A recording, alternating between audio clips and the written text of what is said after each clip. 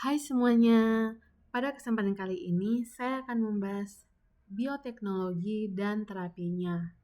Apa saja sih yang akan dibahas pada materi kali ini? Yang pertama ada rekayasa genetika, terapi gen, dan aplikasi farmasi.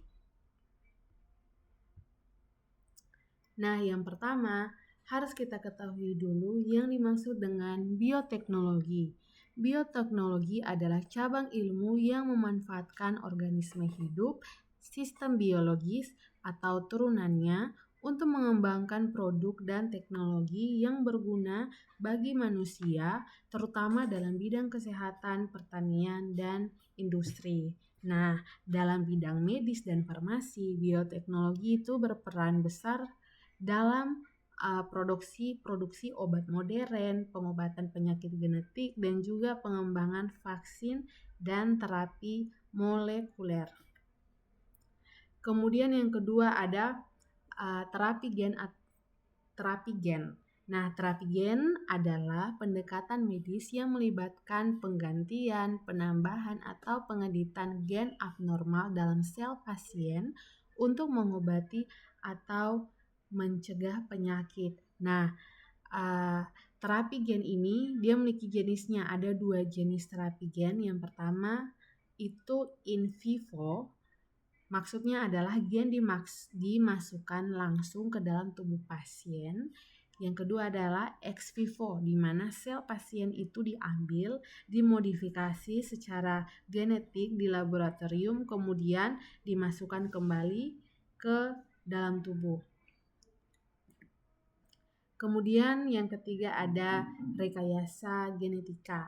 Nah, rekayasa genetika adalah proses mengubah struktur genetik organisme dengan cara menyisipkan, menghapus, atau memodifikasi gen tertentu menggunakan teknologi DNA rekombinan. Nah, langkah-langkah untuk melakukan rekayasa genetika itu saya sebutkan. Langkah utamanya yang pertama adalah identifikasi gen targetnya, kemudian yang kedua isolasi dan cloning gen, yang ketiga penyisipan gen ke dalam vektor di mana plasmid atau virusnya, kemudian yang keempat transformasi ke sel target, dan yang terakhir adalah seleksi dan ekspresi gen baru. Kemudian aplikasi bioteknologi dalam farmasi ada 4. Yang pertama, bioteknologi itu farmasi berperan dalam produksi biofarmasetika. Maksudnya adalah protein terapeutik seperti insulin, interferon, eritropoietin, antibodi monoklonal, contohnya trastuzumab untuk kanker payudara.